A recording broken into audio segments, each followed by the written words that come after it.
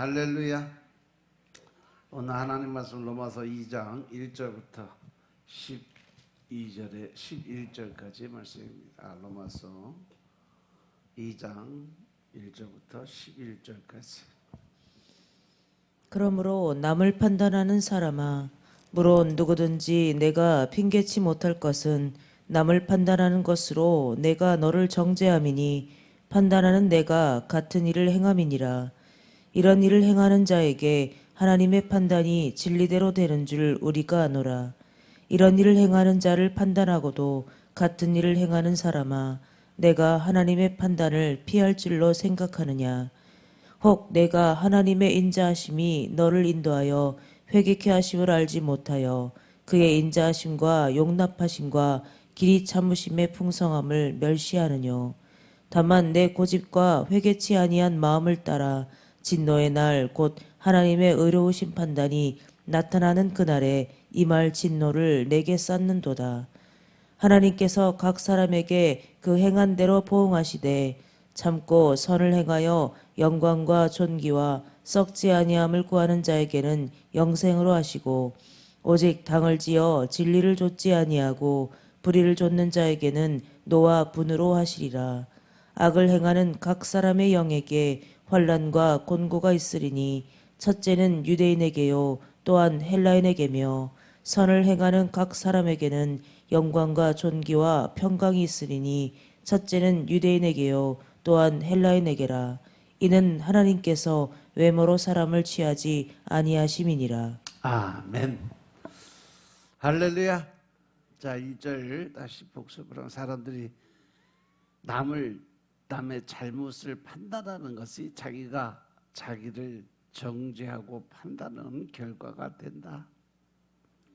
여기서 판단은 남을 비판하고 판단하고 정죄하는 건데, 이 말씀은 유대인에게나 모든 이방 사람들에게 다 같이 해당되는 일반적인 원리라고 했어요. 교만하고 외식하는 종교가들은 성경을 가지고 남을 판단하기를 좋아해요. 그런데 자기도 곧 그와 같은 일을 당하게 되어 있다는 거죠. 이것은 자기가 자기를 정죄한 것이 되어서 아무 핑계도 될 수 없다는 겁니다. 음양씨 좀 잡으라. 화우링 너무 생긴다. 왕왕왕. 핑계치 못할 것은 말로써 자기 죄에 대한 정당성을 변명할 수 없다는 뜻이죠. 하나님의 말씀을 남을 정죄하는 데만 사용하면 안 된다는 거예요. 그 말씀을 통해서 자기의 잘못을 찾아서 회개를 드리고 자기가 바로 사는 사람들이 하나님의 복을 받을 사람들이다. 그래서 2절에 보면 이러한 일을 행하는 자에게 하나님의 판단이 진리대로 되는 줄 우리가 안다. 남을 판단하는 일을 행하는 자는 남을 판단하고도 같은 일을 행하는 자라는 거죠. 그리고 하나님의 판단은 진리대로 이루어진다는 것을 강조해요.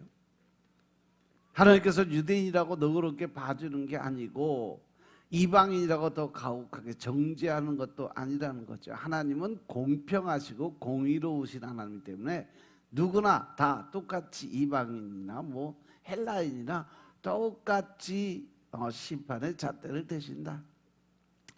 종교적 특권을 가진 자라도 죄를 지으면 진리대로 정죄를 받고 심판을 받는다라는 의미죠.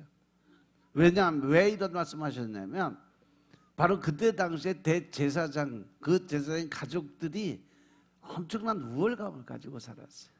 대제사장 정도 되면 초창기에는요, 왕을 지정하는 것도, 왕을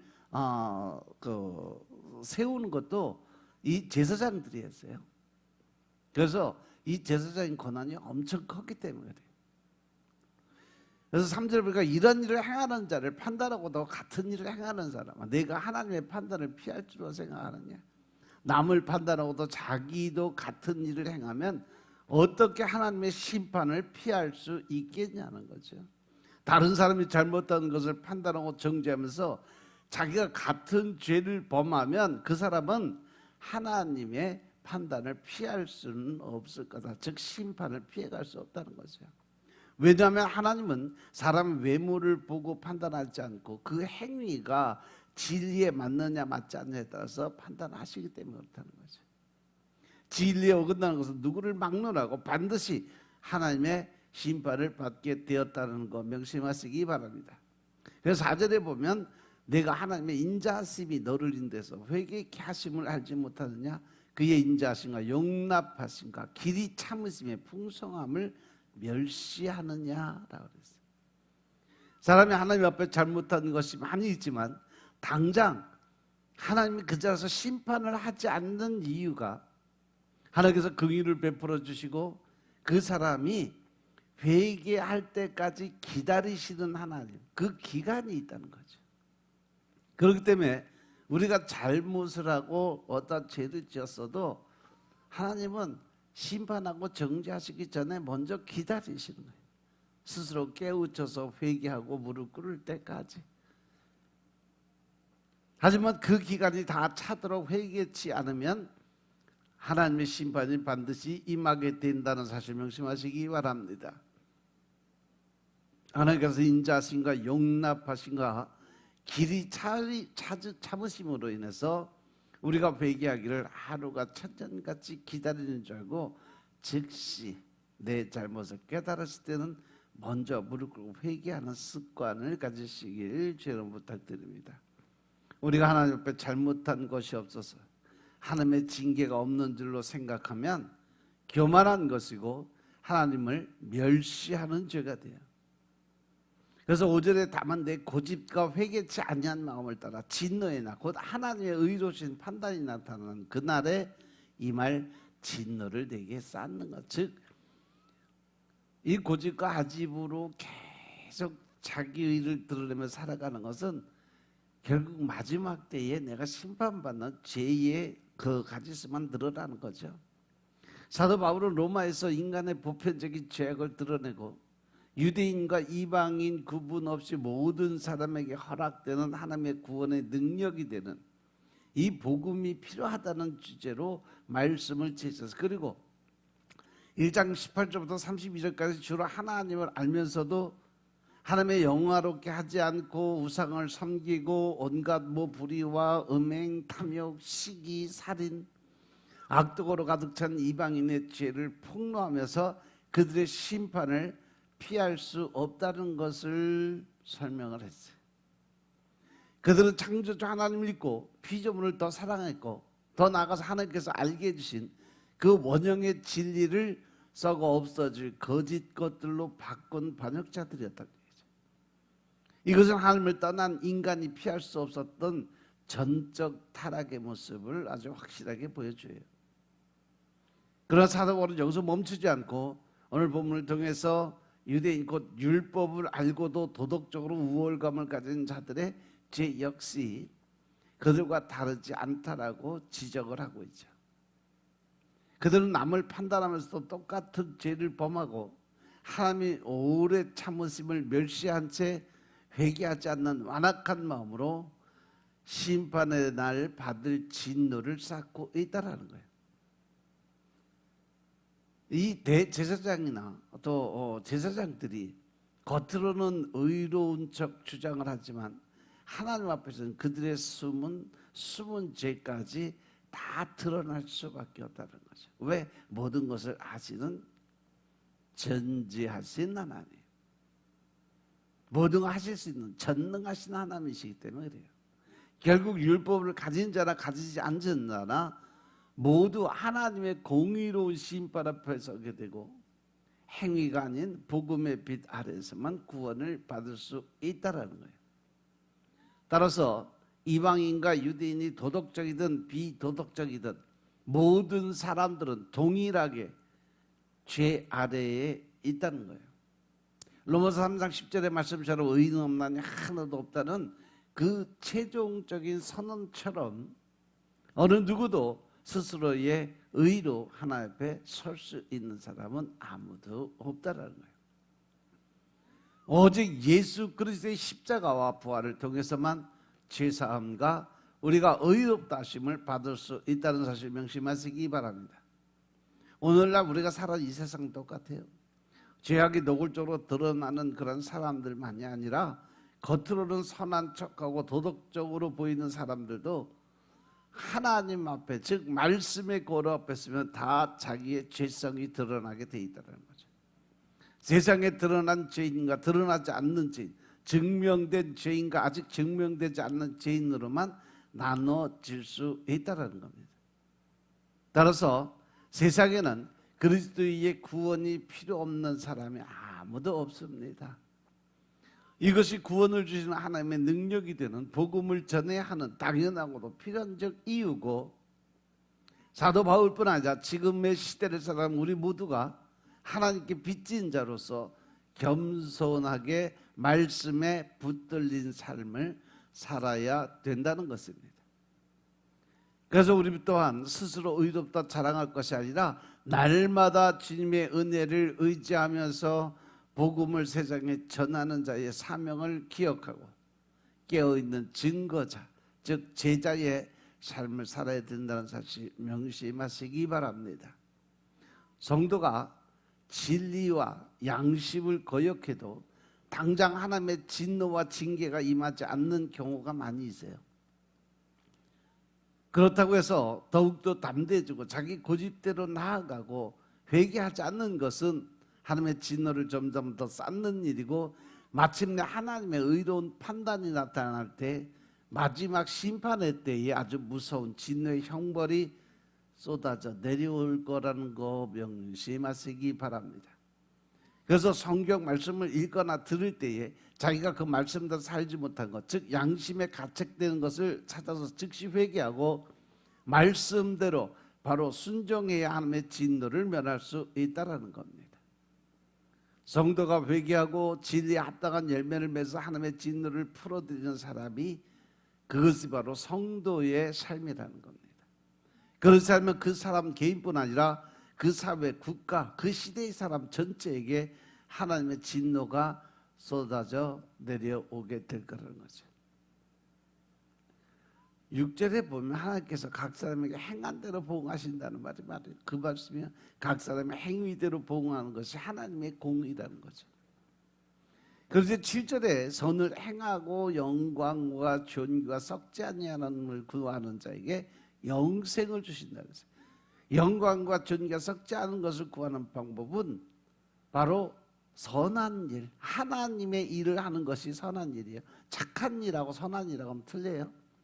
착한 일은 그냥 남을 도와주는 감성에 의한 삶을 이야기하는 거고, 또 선을 행한다는 것은, 이 선이라는 것은 하나님의 말씀대로 순종하는 삶이에요. 그리고 선을 행하려면 그래서 인내하는 것이, 참는 것이 반드시 필요해요. 인내가 없이는 우리는 선한 생활을 할 수가 없어요. 참으면서 선을 행하는 자에게는 하나님께서 영생으로 갚아주신다고 약속하셨으니까 우리는 하늘나라의 영광을 위해서, 영생의 삶을 위해서 그까지 참고 인내하며 선을 행하는 여러분들의 삶이 되시길 주님으로 축원합니다.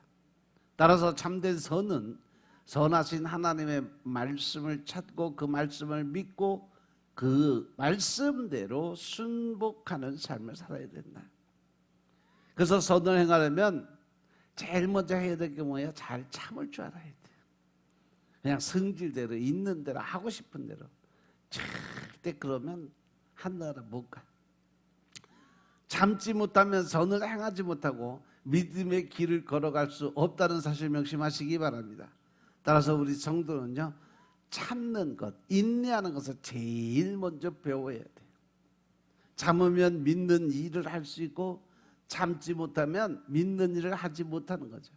믿음과 참음은 불가분의 관계에 있는 거예요. 성도가 인내함으로 연단이 이루어지고 믿음이 자라나게 되어 있어요. 하지만 참고 견디지 못하면 믿음은 형식적인 거가 되고 열매가 없는 그런 나무가 될 수밖에 없다. 야고보서 1장 2절부터 4절의 말씀처럼 내 형제 너희가 여러 가지 시험을 만나거든 온전히 차라리 그 시험을 기쁘게 여겨라. 왜냐하면 너희 믿음의 시대는 인내를 만들어내는 너희가 알고 있지 않냐. 그래서 온전히 인내를 이루고 이것은 바로 너희를 온전하고 구비하고 조금도 부족함이 없게 하는 하나님의 뜻이다. 영생은 장차 천국에 가서 영원히 사는 것과 또 자기 영이 날마다 새 생명으로 되살아나는 것을 의미해요. 따라서 성도가 참고 견디면서 하나님의 말씀을 계속해서 순종해야 날마다 새 영, 새 마음으로 살아나게 돼 있다는 겁니다. 이러한 사람들에게는 하나님께서 영광과 존귀와 썩지 않을 것을, 즉 하나님 나라의 영광을, 면류관을 선물로 주시겠다라고 약속하시고 계심을 믿으시기 바랍니다. 8절에 오직 당을 지어 진리를 쫓지 않고 불의를 쫓는 사람들, 그 사람들 하나님의 진노가 임할 거라고 하시는데, 흔히 진리를 쫓지 않고 불의를 쫓는 사람들은 반드시 자기들끼리 모이는 당을 지으려고 하는 습관이 있어요. 왜냐하면 죄는 전염성이 있고 범죄자는요 동조자를 구하는 습관이 있기 때문에 늘 사단 마귀가 우리를 공격할 때 그 주위의 사람들을 먼저 포섭을 해놓고 한순간에 갔다가 쏟아부어요. 교회나 뭐 노회도 마찬가지, 뭐 총회도 마찬가지. 서로 당을 짓고 당파적으로 움직이는 사람들은 벌써 그 진리를 떠난 사람들이고 사단의 인도를 받아서 이미 불의의 길을 걷는 자들이라는 거 명심하시고 가능하면 멀리 떨어져 살아요. 이런 사람들이 주장하는 단체는 불의의 집단이고 사단의 회라라고 하나님 말씀하셨다는 사실 명심하시기 바랍니다. 이러한 사람들에게 하나님께서 진노와 분을 쏟아내신다고 하십니다. 당을 짓는 자들은 이 사람 저 사람 격동시키고 악한 말로 다른 사람들을 비방하고 악평하고 불평과 불만을 품게 하고 당을 지어서 공동으로 죄를 짓는 일을 해요. 한 사람이 주동돼서 선동을 하면 다른 사람들이 그 일에 동조하고 악한 세력을 구성하는 게 그들의 특징적인 삶이에요. 혼자는 절대 안 해요. 그 주위의 사람들 끌어모아서 한 사람을 공격하기 위해서 최소한 4-5사람 주위에 포섭해놓고 시작을 해요. 그래서 그들의 삶은 진리를 따라가면서 진리를 세워나가는 일은 전혀 신경 안 써요. 그냥 권세를 잡아 자기들의 유익을 도모하고 자기들의 어떤 고집과 의견을 세워가는 데만 급하게 살아가는 사람들. 그러다 보니까 그 마음이 어두워지고 부정과 불의한 일을 거침없이 아무런 양심의 꺼리낌도 없이 저지르는 사람들이 되어버린 거죠. 이러한 사람들을 하나님께서 노와 분으로 갚아서 심판하신다고 성경에 기록이 되어 있는 겁니다. 계시록 16장 13절 14절에 보니까 개구리같이 더러운 영이 나온다고 기록이 되어 있어요. 개구리 같은 새 더러운 영이 용의 입과 짐승의 입과 거짓 선지자의 입에서 나오니 저희들 귀신의 영이라 이적을 행하여 온 천하 임금들에 가서 하나님 곧 전능하신 이의 날의 전쟁을 위해서 그들을 모으더라. 그래서 이 개구리 같은 영이 사람 속에 들어가면 개구리처럼 그냥 밤낮 시끄럽게 떠들고 남을 회방하고 악한 말을 하고 사람의 감동들을 건드리고 작당을 해서 점점점 더 악을 행하는 그런 무리로 변해가 가요. 그런데 전혀 양심의 거리낌은 없어요. 왜? 모르니까. 누구든지 당파에 가담하는 것은 악에 가담하는 것과 같다라는 사실 명심하시기 바랍니다. 고린도전서 15장 33절에 보니까 속지 말라. 악한 동무들은 선한 행실을 더럽히나니라고 하셨어요. 따라서 성도들은 당파를 만들지 말고 악한 일에 가담하지도 말아야 돼요. 아이들도 잘못된 아이들과 어울려 놀다가 잘못 저지르는 그런 경우를 우리가 많이 봤어요. 여자들도 여럿이 모여 뭐 개하고 놀러 다니다가 결국은 탈선하고 가정이 파탄되고 신세 망치는 사람들 여러 봤어요. 따라서 모여도 선한 모임으로 가지세요. 하나님의 말씀 중심적으로, 기도 중심적으로, 이렇게 모이는 여러분들 되시길 주님으로 축원합니다. 9절에 보니까 악을 행하는 각 사람의 영에게 환난과 곤고가 있을 거다. 악을 행하는 모든 사람들은 차별이 없어서 하나님께 벌을 받아 환난과 곤고가 있다는 얘기죠. 영의 원어는요, 혼이나 아니면 목숨이라는 그런 의미를 가지고 있는데 여기서 속 사람을 가리키죠. 악을 행하는 자는 외부적으로 또 환난은 당하는 것이 아니고 속 사람, 즉 내적인 심령의 고통이 먼저 온다는 거예요. 성도들도 악을 행하면 흑암에 빠져 마음이 답답하고 두려운 마음이 들고 여러 가지 모양으로 하나님의 징계를 받게 되는 거죠. 다윗이 범죄한 다음에 하나님의 손이 그를 주야로 누르고 진행이 다 마르도록 뼈가 쇠할 만큼 곤고와 환난을 당했다고 시편 32편에 보면 아주 자세히 기록을 해놨어요. 이 환난은 죗값으로 하나님께서 주시는 환난인데 사람들은 절대 이 환난은 피해갈 수가 없다. 아모스 5장 19절에 보면 마치 사람이 사자를 피하려다가 곰을 만나거나 혹 집에 들어가서 손을 벽에 대었다가 뱀에게 물리는 것과 같다라고 했어요. 하나님과 말씀 안에서 살면 평안과 안식이 있고 하나님의 명하신 위치에서 떠나면 곤고와 피곤함이 따라오게 되어 있다라는 것이죠. 그 전도서 1장 8절에 보면 만물의 피곤함을 사람이 말로 다 할 수 없나니 눈은 보아도 족함이 없고 귀는 들어도 차지 않는다라고 했어요. 이것은 사람들이 가지고 있는 욕심과 탐심이 범죄로 인해서 만물이 악에게 이용되었기 때문에 피곤한 삶을 살 수밖에 없다는 거죠.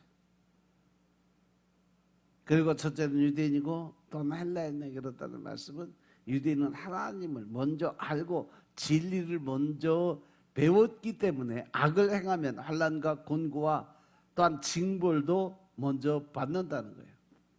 그런데 헬라인 즉 이방인들은 하나님도 모르고 성경 말씀도 모르고 그 가운데 악을 행하기 때문에 유대인보다는 조금 더 회개할 시간을 좀 먼저 주는, 그래서 먼저 헬라인에게 심판이 임하고 그 다음에 다시 유대인들에게 임하게 될 거다.